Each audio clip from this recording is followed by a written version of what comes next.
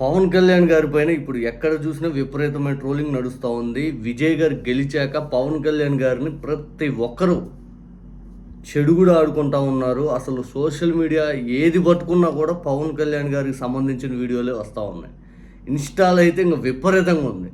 అంత ట్రోలింగ్ పవన్ కళ్యాణ్ గారి పైన నడుస్తూ ఉంది. కడాన సాంబశివరావు కూడా పవన్ కళ్యాణ్ గారి అభిమానుల్ని పవన్ కళ్యాణ్ గారి పైన ట్రోలింగ్ చేస్తూ ఉన్నాడు. ఒక్కసారి సాంబశివరావు ట్రోలింగ్ చూడండి. పవన్ కళ్యాణ్ గారు ఏం చేస్తున్నారు? పవన్ కళ్యాణ్ గారిని ట్రోలింగ్ చేస్తున్నారు. అదిగో అన్ని సీట్లకు పోటీ చేసి విజయ్ హీరో అయ్యారు. మీరు 21 సీట్లకు మాత్రమే పోటీ చేసి 2వ స్థానంలో రాగలిగారు అని చెప్తా ఉన్నారు.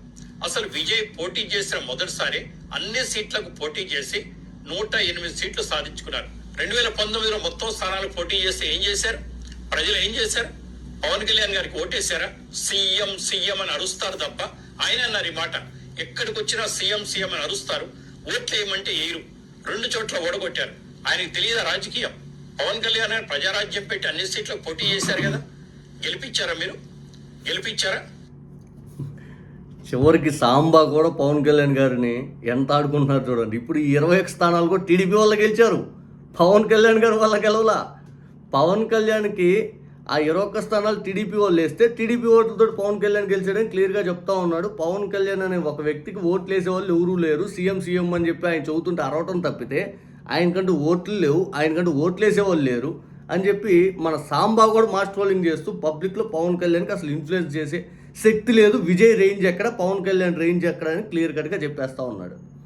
విజయ్ స్టార్డమ్ ఎక్కడ, పవన్ కళ్యాణ్ రేంజ్ ఎక్కడ?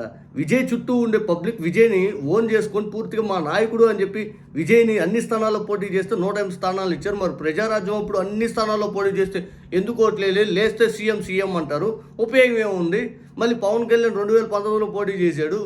అసలు మొత్తం స్థానాలు పోటీ చేసినాడు ఓట్లు వేసారా మీరు? సీఎం సీఎం అని పవన్ కళ్యాణ్ ఎందుకు ఆయన ఉంచుతారు? మాతో ఉంటే కనీసం ఎమ్మెల్యేగానే గెలుస్తాడని చెప్పి ట్రోలింగ్ చేస్తూ ఉన్నాడు. పవన్ కళ్యాణ్కి శక్తే లేదని చెప్పి క్లియర్గా సాంబా చెప్పదలుచుకున్నాడు. ఇక్కడ ఓవరాల్గా చెప్పాలనుకుంటే ఇప్పుడు పవన్ కళ్యాణ్ పరిస్థితి ఎలా ఉందంటే కక్కలేక మింగలేక. ఆయన టీడీపీ కోసం పార్టీ పెట్టాడని చెప్పి పబ్లిక్ అర్థమైపోయింది.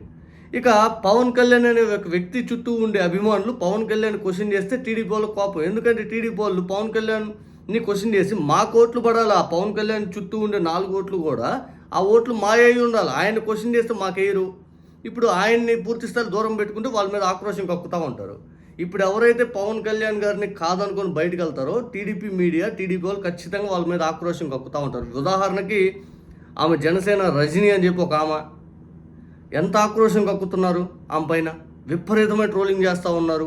పవన్ కళ్యాణ్ గారు చేసే తప్పుని ఎత్తి చూపుతూ ఆమెను విపరీతంగా టార్గెట్ చేసుకుంటూ ఉన్నారు. మొన్నటిదాకేమో ఆహా ఓహో అని చెప్పి ఇదే మీడియా సంస్థలు భజన చేసినాయి. ఈరోజు తప్పుని ఎత్తి చూపిస్తే అట్లా చేస్తున్నారు. అందుకని పవన్ కళ్యాణ్ గారికి ఇన్ని రోజులు ఎవరైతే మద్దతుగా నిలబడ్డారో అన్నీ నోరు మూసుకొని ఖచ్చితంగా టీడీపీకి ఓట్లు వేయాలని చెప్పి వాళ్ళ మీడియా స్ట్రాటజీ, మీడియా లైన్ అది. ఈరోజు సాంబా డిబేట్ చూస్తే అర్థమవుతుంది అది. మొన్న ఆ 21 స్థానాలు కూడా మా ద్వారా గెలిచింది, టీడీపీ ద్వారా. పవన్ కళ్యాణ్ గారి ద్వారా టీడీపీ గెలవాల, టీడీపీ ద్వారానే ఆయన గెలిచాడు.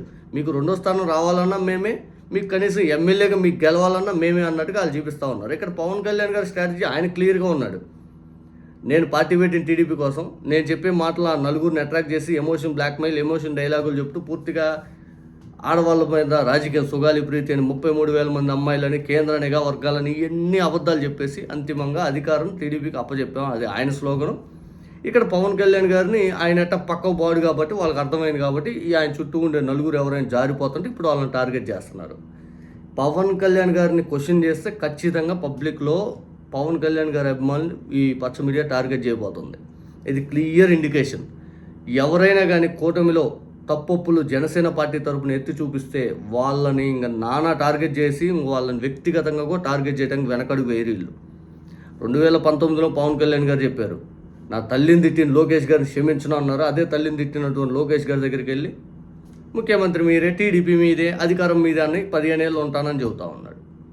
ఇప్పుడు పవన్ కళ్యాణ్ గారి కంటే పూర్తి స్థాయిలో ఆయన విధానం అనేది ప్రజలకు అర్థమైపోయింది. ఈ పబ్లిక్ కూడా పవన్ కళ్యాణ్ గారు చేసే శాస్త్రాలకు బాగా మండుతూ ఉండేలేకి ఇప్పుడు వాళ్ళు ఎక్కడ దూరం అయిపోతారని చెప్పి పవన్ కళ్యాణ్ మావాడే, మీరు ఎవరండి? మీరు పవన్ కళ్యాణ్ మద్దతు ఇచ్చారా? మీరు అసలు ఎప్పుడేసి ఓట్లు వేశారు? మీరు అసలు లేరుపోండి, మీరు ఎవరు మాకు సంబంధం లేదు, ఇసిరేసినా ఇసిరేస్తారు వీళ్ళు. అంత దుర్మార్గంగా తయారయ్యారు వీళ్ళు.